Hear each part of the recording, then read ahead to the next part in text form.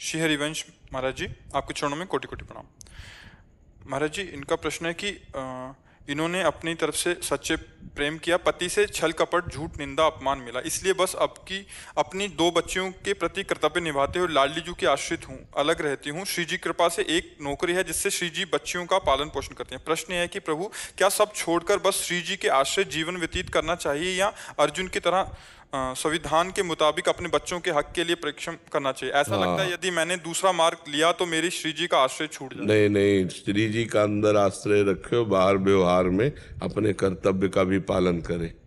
ऐसा नहीं कि आश्रय लेके चुपचाप बैठ जाओ, कोई साधु महात्मा नहीं हो।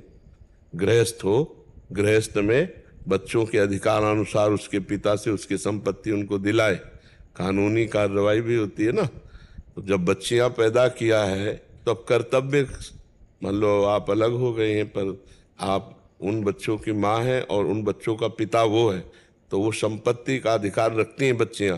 समय आने पर उनको उस अधिकार की प्राप्ति होगी तो वो भी सुखपूर्वक जीवन व्यतीत करेंगी।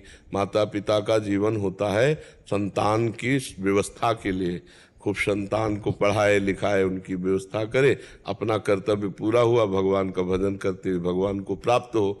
तो इसमें कोई बाबा जी थोड़ी है कि हम अब भगवान के सहारे बैठ गए। अंदर से भगवान का सहारा, बाहर से कर्तव्य है। गृहस्थी में कर्तव्य कर्म को देखना चाहिए अपने अधिकारानुसार।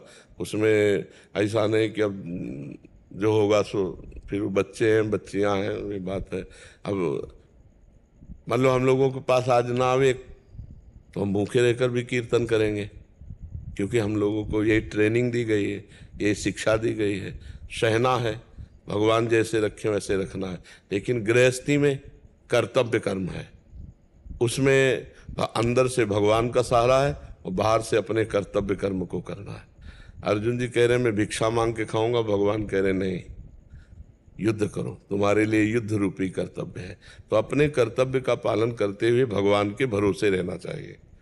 अगर भगवान का भरोसा लेकर केवल ऐसे बैठ गए और अपने कर्तव्य का पालन नहीं किया तो आपने सही भगवान की आज्ञा को नहीं माना।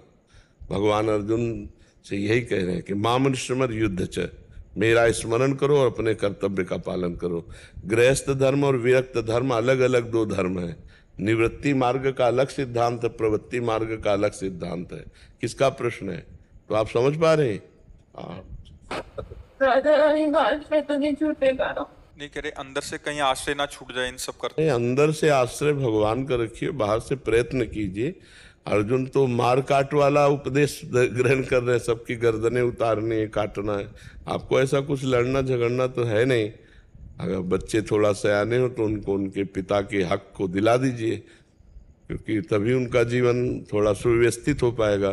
क्योंकि आपके पास इतनी सामर्थ्य तो दिखाई नहीं दे रही कि आप इतने सक्षम हो कि अपनी पुत्रियों को सब, तो उनके पिता के पास तो संपत्ति होगी ही ना। प्रभु मेरी नौकरी है, नौकरी के उससे पाल सकती हूँ बच्चों को, तो अच्छे पैसे मिलते हैं, तो फिर जरूरत नहीं है। फिर तो आप समर्थ हैं, आप अपने बच्चों को पढ़ा लिखा करके आप उनको फिर अच्छी नौकरी दिला सकते हैं। बस इसमें ये दिक्कत है प्रभु की नौकरी मेरी भी जिंदगी भर नहीं रही।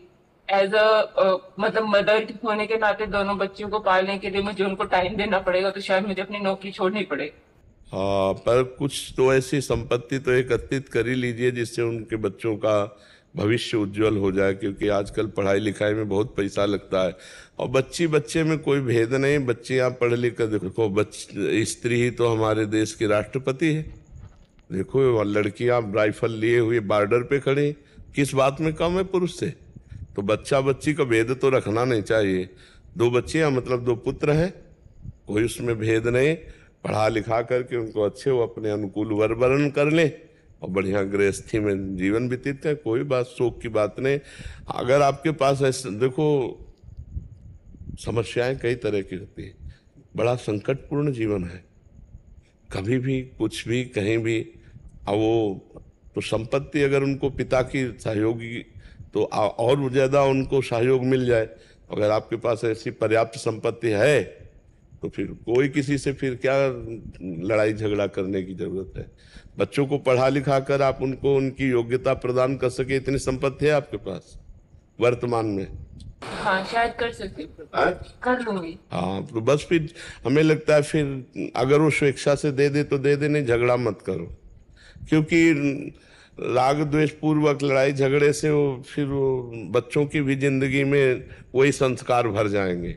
आप अपनी मेहनत से कमाई करके उनका पालन पोषण करो, जैसे आप हो तो ऐसे उत्तम नौकरियां बच्चियों को मिल जाए तो उनका जीवन सार्थक हो जाएगा और आपका माँ होना धन्य हो जाएगा। आपने जो कर्तव्य किया ना, हाँ भगवान देख रहे हैं ना कि आप कितना लड़ रही हैं, और लड़ करके आप अपने बच्चों को अपने जीवन के सुखों का त्याग करके, मतलब पति से विलग रहना, अपने जीवन को तपस्या में व्यतीत करना है, हर सुख सुविधा है लेकिन उन सुख सुविधाओं को अपने बच्चे के लिए समर्पित करना।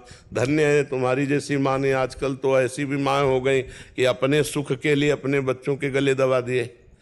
कैसी माँ? और एक माँ आप हो जो आप अपने को बलिदान कर रहे हो बच्चों के लिए, मेहनत कर रहे हो, अपने सुखों का त्याग कर रहे हो, तो यही त्याग भगवान की प्राप्ति में सहयोग होगा। तुम्हें प्रियाजों से कोई अलग नहीं कर सकता। सो सुख वांछा ही अलग करती है, भोग वासना ही भगवान से अलग करती है। और त्याग पूर्वक चाहे बच्चा हो चाहे परिवार हो, दूसरों के प्रति समर्पण का भाव, तो उसे भगवान का सहयोग मिलता रहता है, भगवान का आश्रय रहता है। आप अनाथ नहीं हो, नाथ अनाथर हित समर्थ मोहन श्री राधा, प्रभु आपके साथ है। आप बिल्कुल मजबूत रहिएगा और प्रसन्न रहिएगा, हमारी बात पर आप टिकिएगा। हाँ कभी आप दुखी मत होइएगा, पुष्ट रहिएगा। परम पति जब साथ है तो नाशवान पति ना भी हो तो क्या फर्क पड़ता है। नाशवान पति मान लो साथ छोड़ दे तो परम पति तो साथ है, फिर क्या, मस्त रहो, भगवान साथ है।